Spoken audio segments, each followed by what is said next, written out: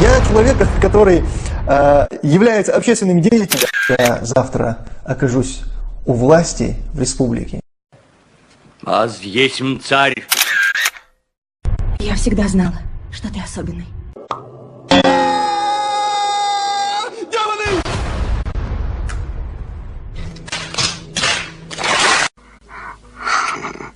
Дурилка картонная.